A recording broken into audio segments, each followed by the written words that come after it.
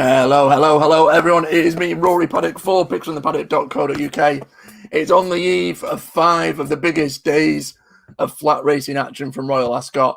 I'm joined by both Charlie Sharp and Matt Polly from PFTP to be previewing Tuesday's action, which is day 1 of the Royal meeting. Lots to get stuck into. I'm going to start off first, guys. Big race of the day is the King's Stand sprint contest. Obviously, we've seen superstars win this race over the years. Batash is the current favourite. If I bring up those odds there, we can throw that in there. Batash is currently the 2-1 favourite. To me, perhaps a little bit too big. Is my idea of the winner. I know it's obvious. I know it's boring, but I don't think this race is perhaps as strong depth-wise as it has been in previous years. Obvious choice, perhaps a boring choice, but to me, 2-1 Batash. Fair enough price, do you think, with that, Matt? Yeah, I mean, it could look big come tomorrow. I'm always looking to take this horse on, and every time I do, he's obviously proved me wrong. I think there's no doubt he gets better as he gets older. His temperament has definitely improved since his younger days. Arguably, he's a stronger horse now, and you know, he was dominated briefly, wasn't he, by Blue Point, Godolphin horse who beat him twice. But ever since then, ever since Blue Point retired, he hasn't looked back really. And every time, like I said, every time I try and oppose him, he always pulls it out of the bag. So it's been well documented that he's had some issues over the winter. Things haven't gone smoothly during the off season, and you know, that could possibly be a negative. You know, this is obviously his main aim at the start of most seasons, so he's got a big chance. And obviously, on paper, he's the highest rated horse. If this was a handicap, you know, he'd obviously be given lumps of weight away. But probably at the highest level here, Group 1 level, it'll only take a slightly lower performance from him and a slightly improved performance from someone else to achieve a similar rating to Batash. So that doesn't really correlate in Group 1 races for me, the ratings all the time, because we know. I mean, like you said, 298-day layoff as well doesn't exactly fill you with too much confidence, but he's a busy kind of horse. He probably doesn't take a lot of getting fit. You know, he's generally keen in these races, and he's probably a bit like that at home. Most sprinters have generally got 2 speeds. That's the walk and gallop. But you know, tactically as well, he's very versatile. I watched this race again, King's Stand from last year, which he won, and I think this horse's ideal run style is probably just to sit behind a furious pace and then pick them off when they're coming back to him. But last year Jim tried to do a similar thing, but after a furlong and a half, I think Batash took control and carted Jim to the front, and he still won anyway. So there's loads of pace in this race. Quaya Moro, Michael Dodd's horse, is a very fast horse. And Oxted, another one after a lengthy absence as well. I mean, we've not seen that horse in quite a while. But you know, with modern trainer facilities now, I don't think that's an issue. You think that's less of a worry for a sprinter as opposed to a horse over a middle distance or a longer trip? Yeah, I think so. Probably, yes, I think so. You know, I think that wouldn't put me off any horse, particularly in the sprint. And they're not going to be undercooked coming here as a group. It's a Group 1. They would have done plenty of work, and they probably had an away day somewhere just to sharpen them up. But there's loads of pace across the track. Like I said, Oxted's going to want to be handy because I think arguably he's better over 6, so he's not going to want it to run a crawl. You've got a couple of American horses in there. But yeah, I mean, I'll probably once again I'll look to take Batash on purely because, you know, can he keep doing it? Like I said, every time I've opposed him, he's gone and done it. But I'll try and find a little bit of value maybe each way if he flies. Yeah, I mean, I suppose with bookies paying, I think it's the first 4 or 5 in some places, it's probably on a punting perspective, it's probably worthwhile looking for something with a bit of value, really. Where is your money going? It's a King's Lynn, appropriately a Royal Runner. It's a horse I've always liked. I've napped him a couple of times this season. He finally came good last time. I think this horse is a genuine out-and-out 5 furlong horse. I think he loves a fast pace to run at, and he's got a lot to find, obviously, at the weights. But until he runs in races like this, until he gets a chance to prove himself in the race like this, I take that rating with a pinch of salt. I think Andrew Balding has campaigned him like he's a good horse, and he's been favourite up there for a couple of the Heritage Handicap sprints, and a particularly long horse. I mean, he's 4 years old. He's quite young for a sprinter. I think this race might come a year too soon. I wouldn't be surprised to see him come back here in a year's time and be slightly shorter in the betting than he is currently, because I think this horse is definitely got lots of improvement in him. Like I say, he's a relatively lightly raced 4-year-old, and sprinters generally improve as they go on. I think this race will be run to suit. I think they're going to go 1 million. Obviously, hopefully he'll be able to travel up behind the leaders, and he's a strong stayer at 5. He gets 6 furlongs, but he's a strong stayer at 5. And when some of these are paddling close home, I think he'll be finishing. Whether it's as fast as Batash is anyone's guess, but I think at the current prices, I think I'd definitely take a chance on him each way.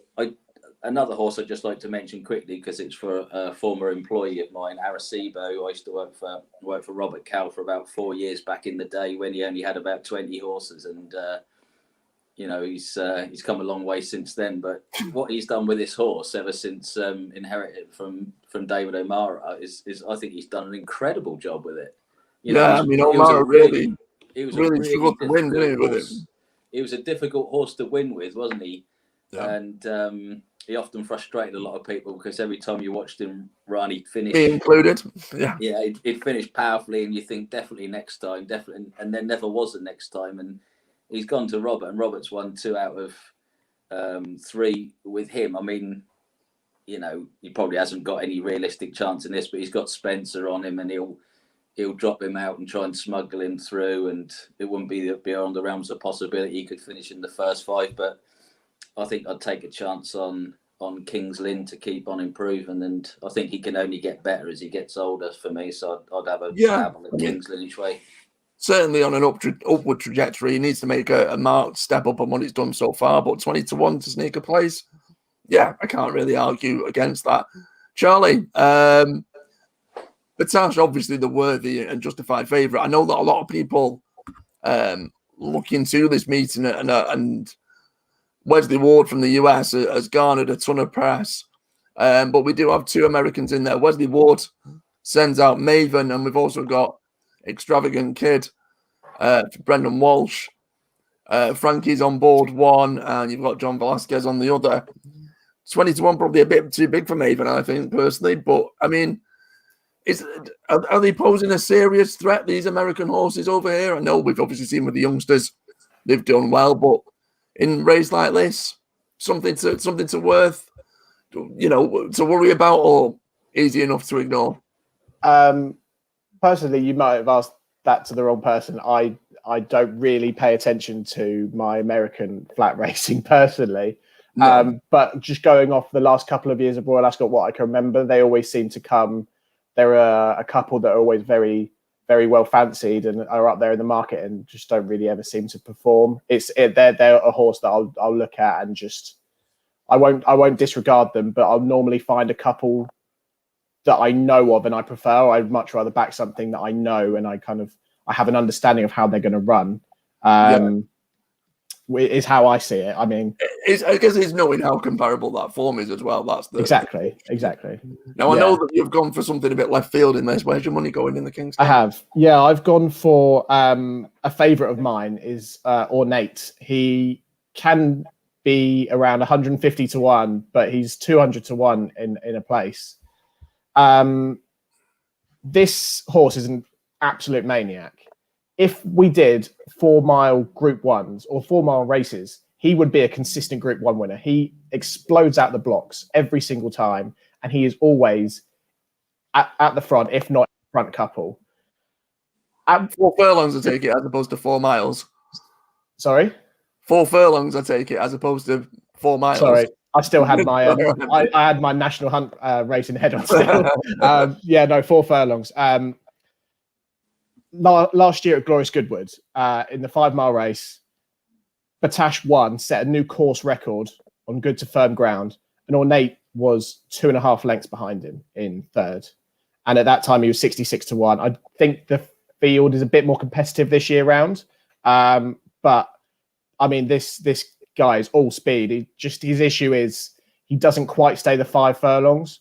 But with good to firm ground, I think it could run a very short 5 furlong race.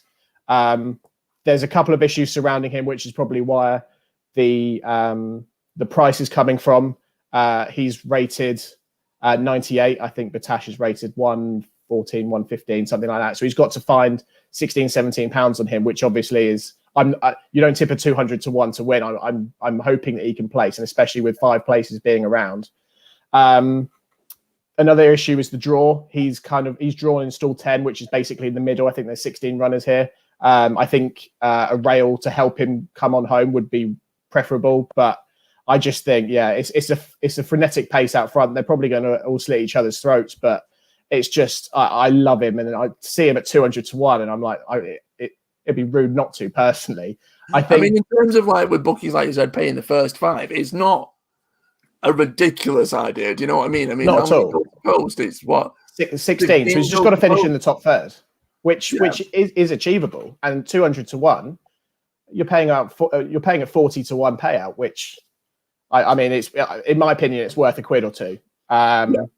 I think Batash at 2 to 1. I think if we didn't hear all the stories that came out recently, I think 2 to 1 would look like a steal. Back in January, February, when I saw that he was 3 to 1 for this race, I thought that's an absolute steal. He's going to go off evens again. We had then had the story come out where he picked up a bit of an injury. We weren't quite sure. They said he wasn't going to run. He's now running, and I think that's the reason that he's 2 to 1 is there's that cloud of doubt around him.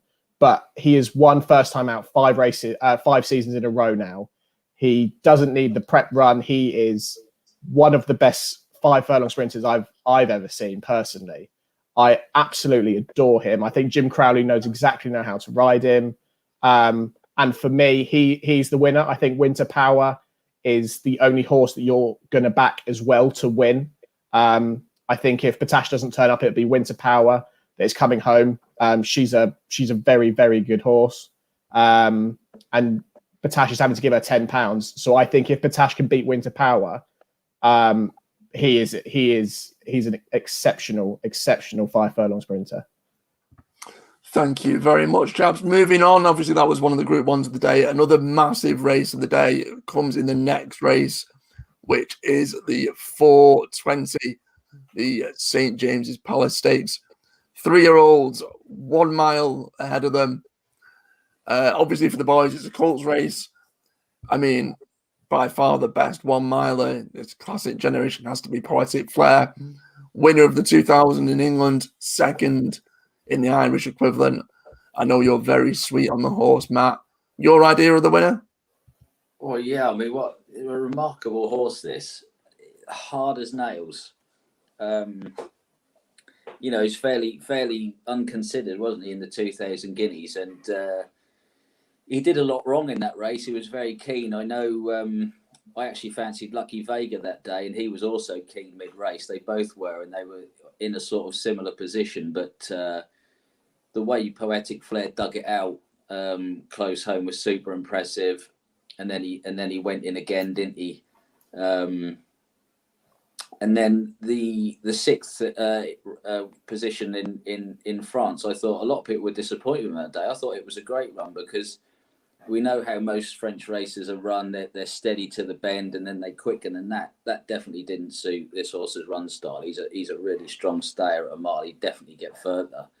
And he ran on really well that day behind St. Mark's Basilica, who's obviously gone and franked the form in the French Derby. I mean, and then he's come out literally, what was it, a week, 10 days later, and finished second behind Max Sweeney in the Irish Guineas. I mean, he's this horse has literally had a holiday, hasn't he? 24 days. He must be wondering wondering what's going on. But you know, Jim Bolger's quoted as saying he just can't give this horse enough work.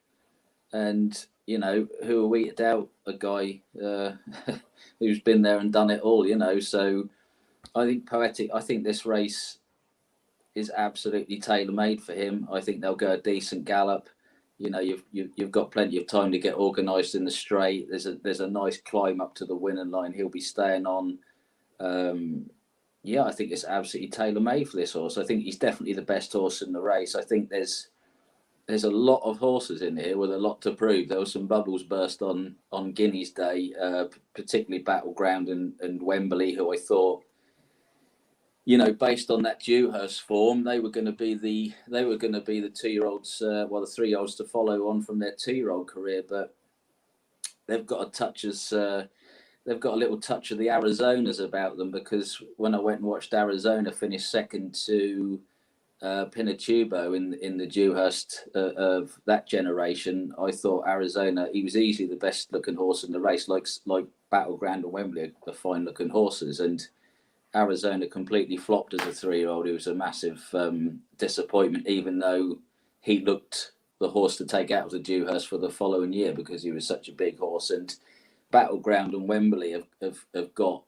smacks of that to me, unfortunately. I mean, Battleground, you'd happily give another chance. He lost his action in the dip at in the Guineas, but he'd been there before. He'd been there, and you think Poetic Flair's a bit overpriced at 4-1? I think that's quite generous, and it's perhaps because Jim Bolger isn't seen as one of the traditionally big powerhouse stables. I think 4-1 for a horse who's won a Guineas and finished second in another is. Well, he's got less to prove than all the others, hasn't he? And by a mile. I think 4-1 is great value. I mean, Lucky Vega, who I liked for the Guineas, ran a fine race in third, but he doesn't look like he's grown to me from last year, and I think that's probably why they're going to retire him after this, because I think he's basically just been caught up by all the other 2-year-olds. He doesn't really look like you can't say he hasn't trained on. I mean, he's got the touches of the Pinatubos about him, not in terms of talent, because obviously Pinatubo was much more talented, but Pinatubo still looked like a 2-year-old. As a 3-year-old, he didn't grow.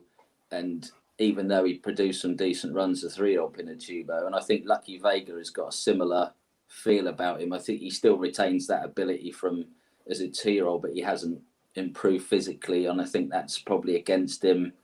The Gosden team have got Moster Daff.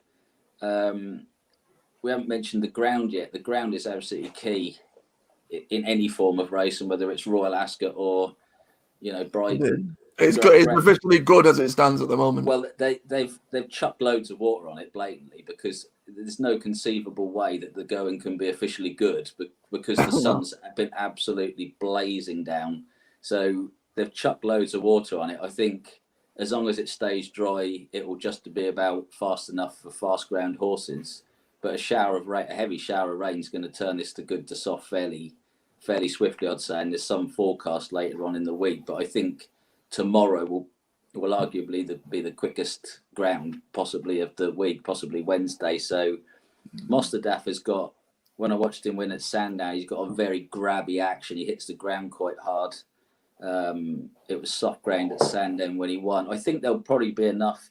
They've put enough water on it, I think, that he'll get away with it. And the slight collar at Ascot, he'll get away with it. But I think he's by Frankel, this horse, and I think he could get outspeeded here over a mile round Ascot. I think he'd probably get a little bit further in time. And the way he ground it out at Sandown, I can't help thinking that some of these Group 1 3-year-olds have possibly got a bit too much toe for him.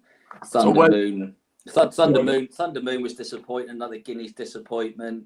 Wembley you couldn't have. A lot of the others are outclassed. I noticed that Charlie had flagged up Chindit. He'd be the each way option, I think, for me. I think this track will suit him much better. They'll go a nice tempo, and I think I could see him finishing to good effect. But Poetic Flair is solid, absolutely solid, and he's versatile as well. He'll probably sit just behind the leaders. Hopefully something will go a good enough gallop, and he'll see it out better than all the rest, I think. The top three in the betting, Charlie, are all Irish dominated. Is there anything on you from the UK that can throw down a serious challenge? Yeah, I'll have to make sure I don't have my national hat on for this one, because Irish being right up there really just continues the run, doesn't it? I'm a big fan of Chindit. I think I've stuck with him pretty much since day one, and I've been really happy with how he's progressed. I wasn't overly disappointed with his run in the 2000 Guineas. I think fifth wasn't the worst result it could have been. I don't think he liked it. I don't think he liked the undulations. I think Ascot's a lot more suitable for him. I think 8 or 9 to 1, and with the extra places around, I think he's a fairly solid shout for some kind of returns. If he's going to win it, I don't know. Poetic Flair might be an absolute monster, and this is where he could really stamp his authority on it. Mostadaf, I agree. I think he needs a bit of ease in the ground, but he's unknown. He's 3 from 3. We don't quite know how good he is. He could be really good. And then looking at the Ballydoyle horses, you got Ryan Moore has picked Battleground, which by going off this year probably means that Wembley's going to be the winner, because he can't seem to pick the right horses in the group races at the moment.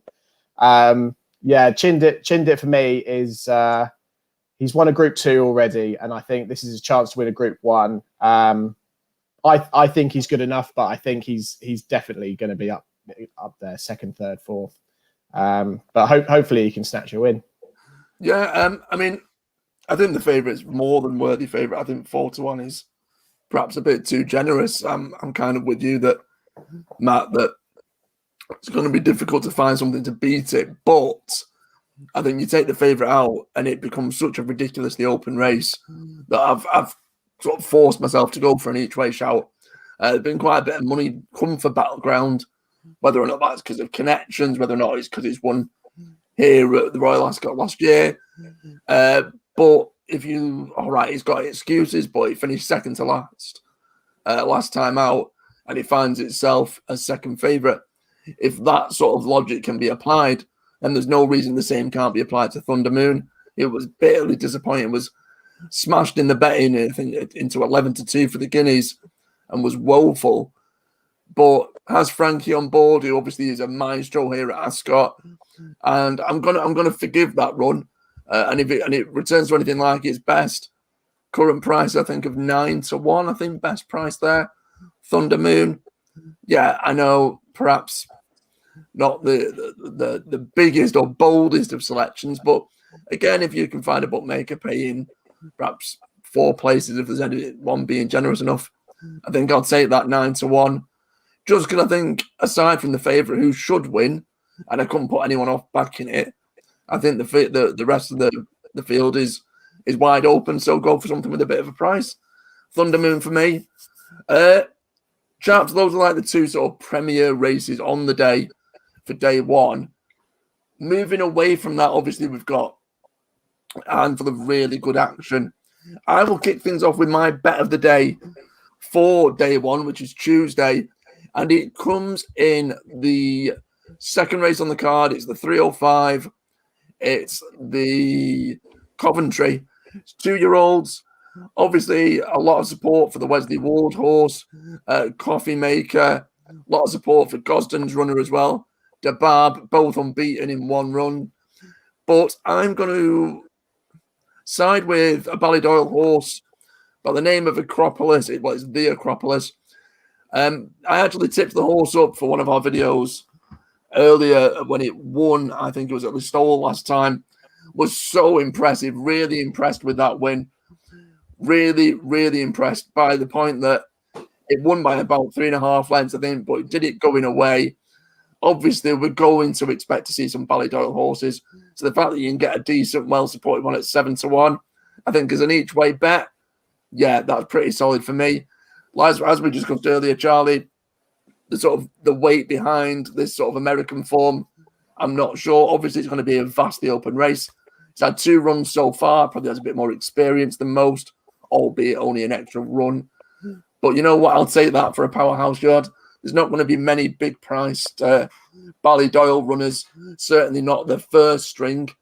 So you know what? It has the dream team on board, the Acropolis. Really impressed. I think it'll love Ascot. 7-1. I'll take a bit of that each way. What about you, Charlie? Bet of the day aside from those 2 races?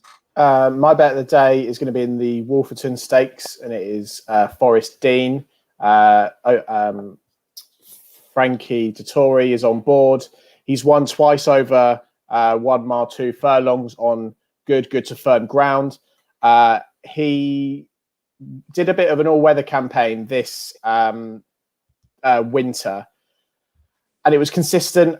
He was never out of the top 3. He won 1, then came 3rd the rest of the time. I think turf will suit him a lot better. Obviously, Frankie Dettori comes to life at Royal Ascot. He loves it. And he's drawn in stall 1, which is really beneficial. So a good break, get him on the rail, and I think he could stay out there. And he's my bet of the day, 5-1. Matt? Before I go on to my best bet of the day, I'll just give a quick mention to the other Group 1 race of the day, the Queen Anne, who is almost certainly going to be won by Palace Pier, who I think is an absolute monster, beautiful looking horse. Oh, yeah. You know, I liked him ever since when he was 2 from 2 as a 2-year-old. He had a slight injury, come back at Newcastle on the all-weather, won, and then the rest is history, as they say. Beautiful horse. Only £5 rated lower than him, Order of Australia. I don't think it's going to be his day tomorrow because, like I said, I think Palace Pier is an absolute monster. But Order of Australia only rated £5 inferior to Palace Pier, and just to highlight the breeding of the operation of the Coolmore team, this horse is a half brother to Santa Barbara and a half brother to Iridessa, the Breeders' Cup winner. And this horse smacks of Circus Maximus. This Order of Australia has won over 1.5 miles at the Curragh, was then dropped back to win the Breeders' Cup mile.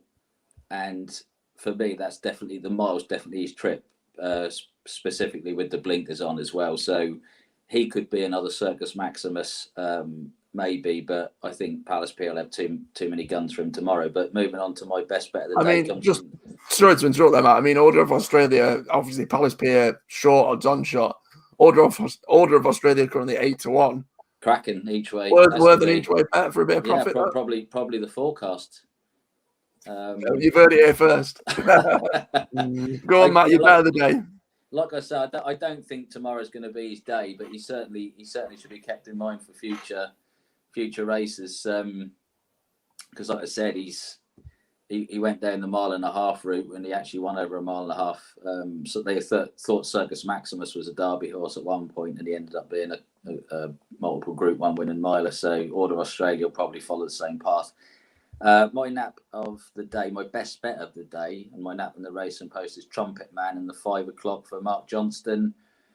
This horse, 4-year-old, took a long time to get going as a 3-year-old, probably as you'd expect. His breeding suggests stamina. Took a long time to get going, but when he finally strengthened up at the latter part of his 3-year-old career, he went on a run of successive victories. He's definitely a horse to follow at the end of the last season for these types of races. He's run twice so far this season, and neither occasion has been to his liking. He ran first time at Musselburgh on fast ground, which is a very flat, fast track. He stayed on that day, but he never really looked like getting involved. This horse looks an out-and-out stayer. In these extreme distances, this horse is like running over 2.5 miles. It's going to be right up his street. He ran an absolute blinder at Chester, another course you wouldn't expect to suit this type of horse, because all he does is gallop and stay. And I couldn't believe how well he was going. I far fancied him that day, and Franny Norton was on the inside before they turned in. And I thought if he could find a bit of a kick, he'd nearly win it, but he didn't. All he did was just lengthen to the line when other horses were quickening past him. And he stayed on really well that day. Now he's got 2.5 miles here to gallop. He's got all the time in the world. He's got a plum jaw in two. So if Franny wants to go and sit handy, which he almost certainly will do, you know, we've got unknowns in here, haven't we? The Irish are always going to be popular in these stamina tests. You've got Willie Mullins, MC Muldoon, Ryan Moore's booked. You know, that's obviously significant. You know, he's literally shown next to nothing for quite a while, this horse. So a little romping, yeah. Yeah, I mean, he's 5-1 purely on connections. I think Cape Gentleman, the favourite, which has been some money for Rachel Blackmore's going to start smashing the flat game as well now, by the looks of it. Apparently, I can see the logic behind him. I can understand why he's favourite. I think MC Muldoon is connections possibly alone. And apart from those, I mean, as it stands now, Matt, MC Muldoon now best price 5-1, Cape Gentleman best price 7s.